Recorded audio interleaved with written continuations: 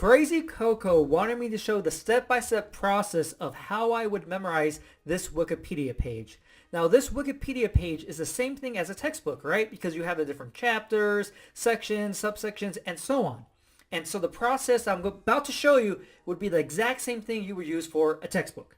Now, one thing you have to keep in mind is that the information that you would want to learn might be different from what I want to learn from this. Now, I'm not actually going to go through and show every single image I would create and use to memorize all this information, because we would be here for hours. But this video will be a little bit longer because I'm going to go in great detail explaining what I would do to memorize all of this information. But the thing is, I wouldn't want to remember every single word or every single part of this, because just look at it. There's so much information. It would take so long. And so what I'm learning and what I would want to take away from it might be different from what you want to remember. And that's okay. So that's the thing you always have to keep in mind. What do you have to remember from this information? If you're just learning it for fun, you pretty much have a free roam on what you want to remember and don't want to remember. But say if you're trying to learn all this for a test, well, that test is going to have specific information that you need to remember, which makes it a little bit easier for you to actually go through and learn the information, because you know exactly what information you're looking for compared to just, hey, I just want to learn this for fun. So, all right, let's get started. So the first thing I do is I look at the contents, table of contents, because this will let me know how much information I potentially have. So just going through this history, geography, demography, languages, society, and so on. And so I'm looking, I'm like, okay, so there's a lot of different pieces. So right away, this is like, boom, memory palace is what I'm going to be using. All right. But now as I look at more, some of these sections have, a lot more subsections than others. So I'm like, okay, so this might be a memory palace within a memory palace. So for example, let's just use what they give us here. We're kind of cut out the C also. So 13. So we have 1 through 13. So I would create a memory palace that has 13 locations. All right. And then each of those specific locations would be a trigger to another memory palace. So for me, history, what comes to mind is Napoleon. And so in the first location, I would see Napoleon. And then that will help me trigger the other memory palace that is specifically for history. Okay? See how that makes sense? So the main palace is kind of just like a hub where I could go through and say, okay, what chapter do I want to jump to? And then depending on the image I see in that memory palace that's 13 locations, I'll be able to jump to that other palace that actually goes into all the information. So for example, say economy. So in location number 6, I might see a whole bunch of money. I'm like, oh yeah, money, economy, boom. And I will tie that to the memory palace for economy. So maybe the memory palace is a library. And so on the library, I see this big coin sticking out of it. And so I just connected all of the pieces together, right? So, okay, main memory palace is location 6 is a whole bunch of money. I'm like, okay, yeah, money. Oh yeah, there was this big coin in the library. That's right. The library is my memory palace for the economy information of the Roman Empire. So hopefully you can see how that works together. Because right now, just look at the contents. I know I'm going to have to use a memory palace. Now, what I like to do is go through quickly, kind of scan how much information I have in these like different sections, right? And as you can tell, history has a lot by itself. So I'm like, okay, I probably need its own palace just for history. Geography, languages, that's a little bit shorter. Society, a little bit longer. Government. And so I would just go through and kind of get a quick scan of like how much information is in each different chapter and section, because that's going to help me figure out how many locations I might possibly need. And so I'll just go through and kind of get a general feel for that. And so as you can tell, some locations are a little bit smaller, like architecture and engineering. Daily life is a little bit longer than that. And so that's why you need to know, how much information that you have in these different chapters and sections, because if you make all your palaces have 10 locations, that might work for some, but others you might need, 20 or 30 different locations. And so you only find this information out by going and scanning quickly. Now, just as a general rule, I tend to mix the story method and memory palace together because the story method allows me to store more information in a single location with keeping the order of the information without having specific locations for all the information. So for example, take my room. You can see my room here. So maybe this is the first location, right? For the history palace. So let's just go up there. Here we go. So history, right? Boom, first location. And maybe I'm going through and finding out, the different like time periods or era or whatever this thing is giving me. As you can tell, there's a lot. So maybe all the different rulers right here. So I would have, Nerva, then Trajan, then Hadrian, and then Antonius Pius, I don't know, and Marcus Aurelius. So I would have that information and start just making a story out of it. So Nerva, I think of a nerve, okay? And so for me, a nerve, I just see like this string looking thing that's like kind of wiggling, okay? Like a nerve in your body, right? And then Trajan kind of reminds me of Trojan. So I see that nerve whipping a Trojan horse. And so I would continue that process, right? And that journey or the story method combined with the journey method allows me to have more information in a location than just going and making all these sub-locations within the main location itself. Because that just becomes very tedious when you're like, okay, I have 5 good emperors. Okay, good emperors. So, okay, maybe, this little stand next to my bed, the bed itself, or the pictures, or the blinds, whatever. You have to go so small. And for me personally, having a limited space when all these images are going to be created just makes it so complicated for me to kind of keep everything on just one thing. Because some people like using small objects like a mug or a picture frame. And so they're right next to each other, and for me, the images kind of conflict with each other because they kind of bleed over. And so this is where you have to figure out what works for yourself, because it's hard for me to tell you that, if you do this, this, and this, it's going to work perfectly. No, it's going to work for me because that's what I'm used to. It might work for you or it might not. You might like breaking every single thing down. So I have this bookcase. If I were to use this bookcase to memorize some of this information, I will use the whole bookcase as one location, but some people might use the different shelves as different loci. And so that's where it kind of comes down to you.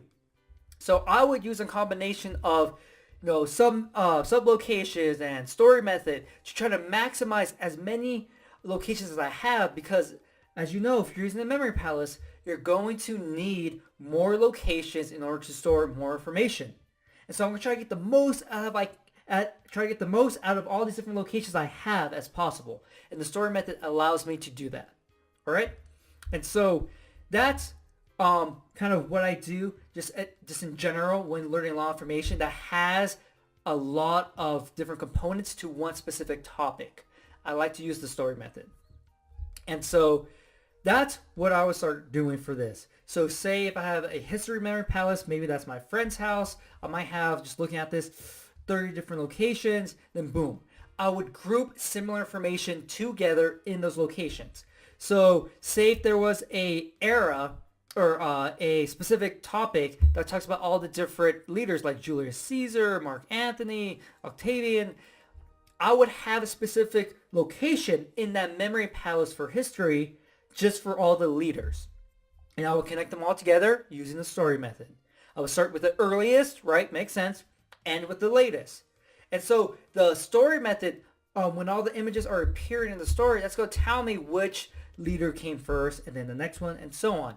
So that's how it really makes it a lot easier when you start using the story method for some of the information that you can use the story method for. All right? And so that's what I would start doing for memorizing the history information. But there are some, let's see, society, right here. So some of these sections or chapters have multiple sections in them, right? So history just had history. Here in society, we have legal status, women in Roman law, slaves and the law, freedmen, census rank. And so we have all these different sections within this one chapter. So say if I had the memory palace for society, these don't look too bad. And depending on what I would want to learn, like legal status, that could really easily fit into one location in the memory palace. Easily. But you start going down like slaves and the law, one location might be, a little bit too small to kind of store all this information. So you might go to 2 and 3.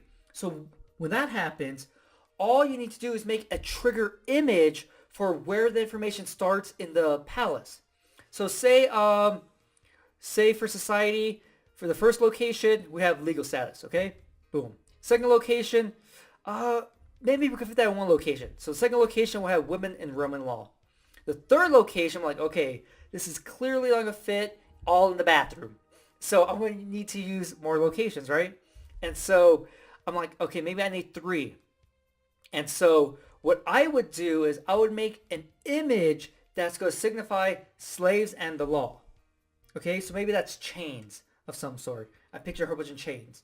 So in the first location, or in the third location, maybe that's a bathroom or something. Just somewhere in the bathroom, I see chains. Okay, I'm like, oh yeah, that instantly reminds me, oh, slaves and the law. Okay, and so say this takes 3 locations, so it'd be the 4th, 5th. Okay, so in the 5th location, what I would do is I would have chains again. Okay, somewhere in the 5th location. So when I see it, I'm like, oh yeah, I see the chains again. That means these 3 locations, location 3, 4, and 5, were all about slaves and the law. And so the reason I have those 2 images, the exact same images, but in the beginning and the end, because that allows me to know exactly where it began and ended.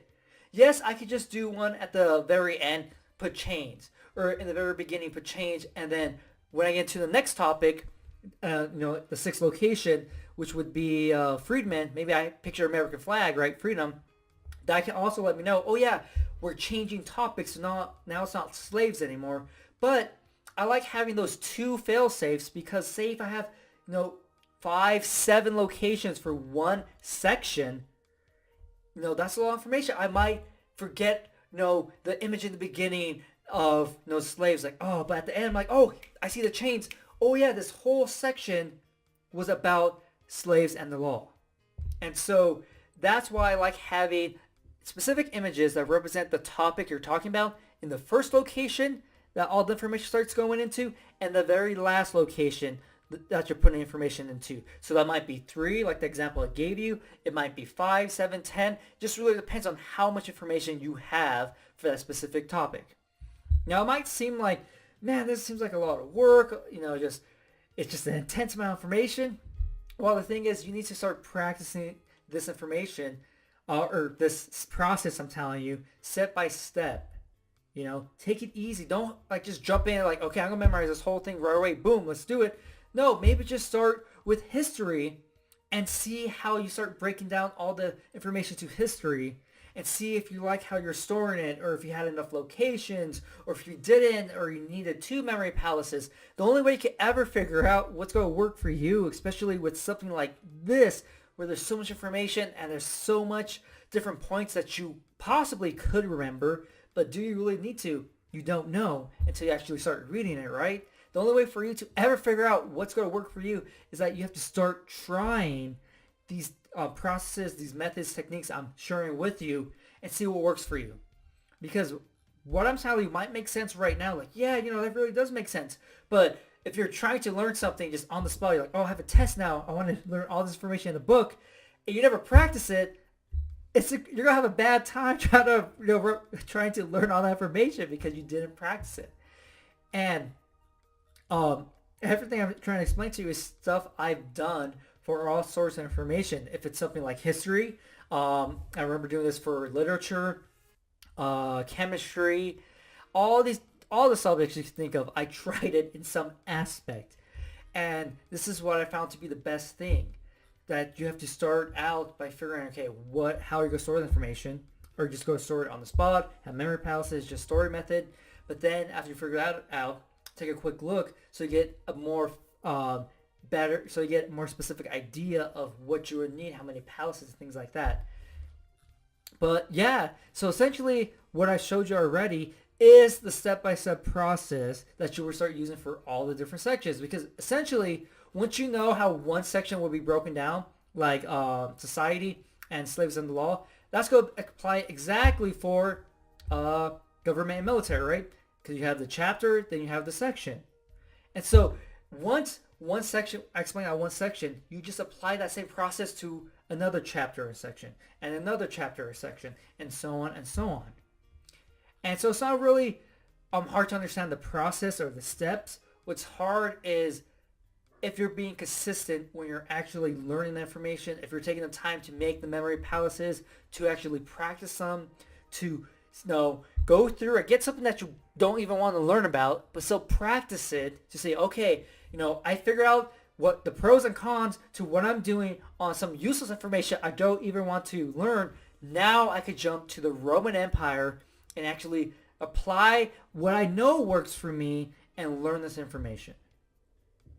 And then the last thing, pretty much after after you start learning this, is to break it into the sections, the different chapters, and review it. So say I did history, went through da da da da da da, boom, got it. I would pause, go back into my memory palace, and walk through each section or each location section, each location, and recall every single image I see. And for every image I can't recall or whatever, I just make a quick note of it. Like, location 7, I could remember this, this, and this. Because then you would go back and find out what you missed. Because you're going to know that you're missing the image of some sort because it's going to be fuzzy, something's not going to make sense. And so once you figure out, I missed all these images, you wrote them down in a little book, you go back, oh yeah, it was that. Oh, okay, it was that one. Got it. Before you move on to the next thing, like geography, you pause, go through again, and you don't want to move forward until you get all the information down. All your images, that you see them clearly, boom. Once you got them down, move on to the next one. And then once you do, geography, do the same thing, go through your memory palace, review, and then quickly go through the history memory palace again, review it all, and the government, and move on. So you're kind of making these stacks of how much information you're reviewing because you really want to make sure this gets solid, right? Because you're going to remember the last thing that you're learning the easiest because you just learned it. All those images are going to be fresh.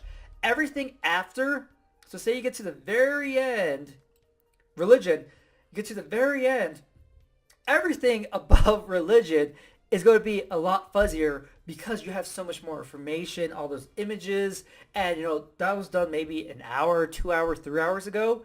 And so that's why you want to stack your revisions every time you're reviewing. You're going to stack them in that kind of pyramid way because it's going to help you retain all of that information. Because the worst thing you could do is, I'm going to learn all of this stuff, in history, and then start learning everything in history, and then you move to government and geography and languages and society and all these other chapters, and you never review the history again.